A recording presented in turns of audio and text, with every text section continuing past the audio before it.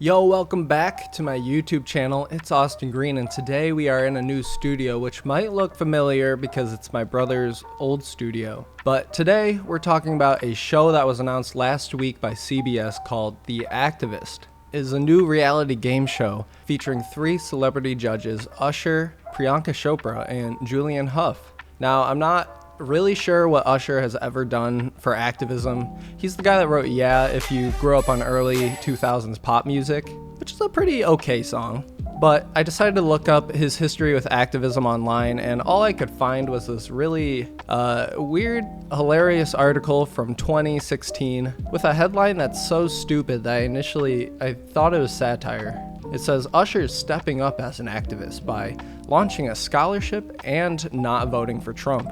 And you know, we have to give credit where credit is due. Usher really led the way when it came to not voting for Trump. Even though, of course, a majority of the country didn't vote for Trump both times. So he's really not doing much here. But he created a scholarship campaign with Tidal to give out $10,000 to a college kid that submits a video to their Facebook page talking about their work within the community. Now, I had to look up Usher's net worth, and if this website's correct, sometimes they're not, it is roughly $180 million. So if my math is correct, giving out $10K would be equivalent to around 0.005% of his total net worth. And I'm positive that Tidal's probably paying for a majority of this scholarship, but if we had to assume that he was paying for it himself, it'd be similar to somebody with like a $75K net worth giving out around $380 and then doing a whole PR campaign for it. Julian Hough, on the other hand, wore blackface for a Halloween costume in 2013, so interesting choice for a judge to judge activists, to say the least. But the show is going to focus on 6 activists from around the world that are working to bring meaningful change to one of 3 universal causes in health, education, or the environment. Ironically, these are 3 problems that are perpetrated by corporations under capitalism. So we're kind of at this point where we're literally capitalizing on the problems created by capitalism. But you could also say that about literally everything under capitalism. The contestants will not be judged on how much impact their idea has, but by how much social media engagement they receive. And if you win this social media competition for likes and retweets, you get the completely ambiguous prize of going to the G20 summit in Rome, where you get to meet with world leaders and try to lobby them for more money and attention for your cause. So honestly, it just sounds like more work at the end of the day. Now, if you haven't heard about this show yet, it probably raises some red flags here and there.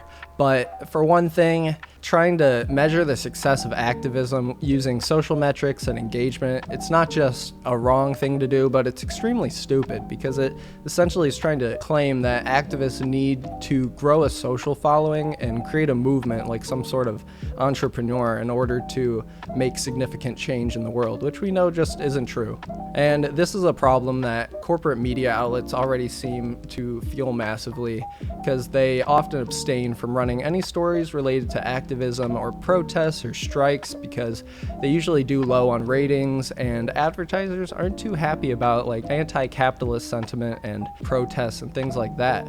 If you take the Nabisco strike, for example, it's been ongoing and it's affecting a massive amount of people, but it's receiving minimal coverage because apparently the numbers just don't do that good. So why should we talk about it?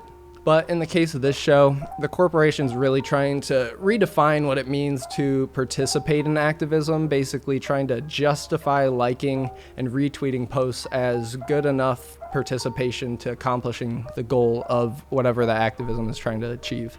The second red flag is this idea that health and the environment and education are all these causes that need to be pitted against each other so we can find out like what's the most worthy cause to fight for, when these are all extremely important things that are dire and we need to address immediately. But let's make it a game show. That'll be fun. That'll be fun for people to watch.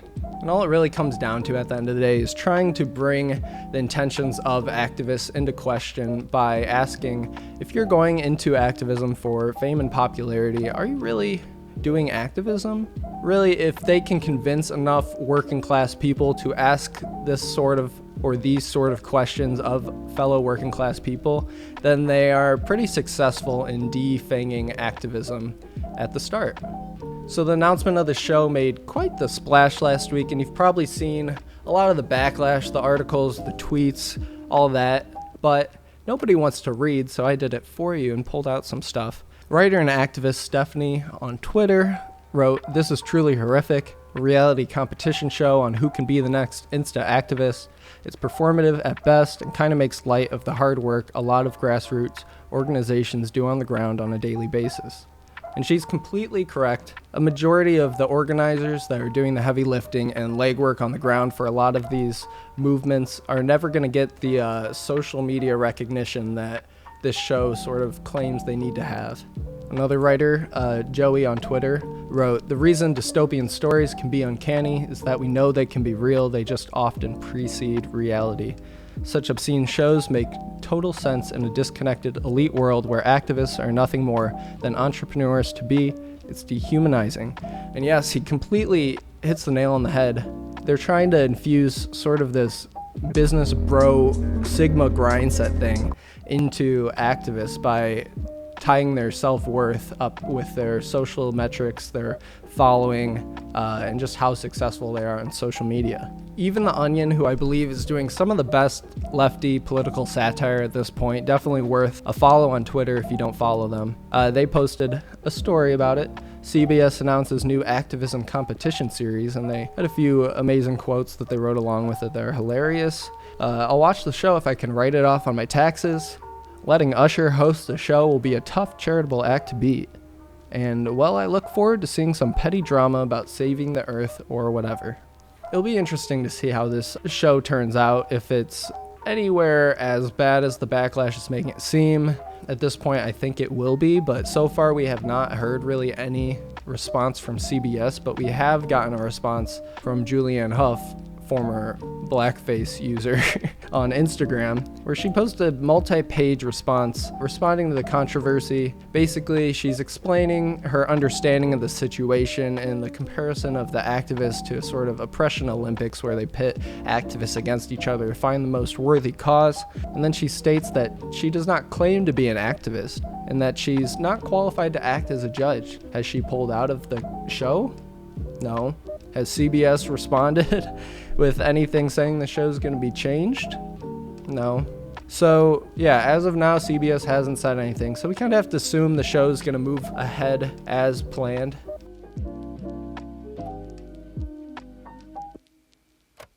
But my thoughts, the show, it really feels like the next step towards an official, actual Hunger Games happening in real life. So I guess the benefit is, if you like those books and movies like I did, they were awesome, you have something to look forward to while the rest of the world burns. So maybe pick up a bow and arrow sometime soon. So if we had to try to see the good in this scenario, maybe at least they're bringing attention to certain issues that are really important. But if they really wanted to make a change, they could just use the budget of the show and push it towards those issues to affect change. But I mean, from a ruling class perspective, the show really plays a part in a bigger picture, trying to make global activism manageable as it becomes a growing trend and people are more connected online and able to organize more easily. They are trying to make it more manageable by writing it off as just social engagement or entertainment.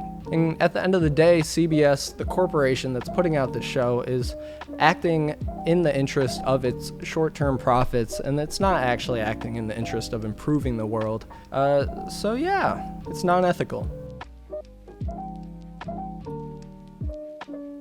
And that's the end of today's video. If you like this lefty type commentary, hit subscribe, because now that I have a few things in my life back in order, I'll probably post these more frequently, and they'll be fun. But until the next one, come hang out with us over at twitch.tv/itsAustinGreen. We talk about the news, we talk about video games, music, whatever. So I'll see you there, and I'll see you in the next video. Peace.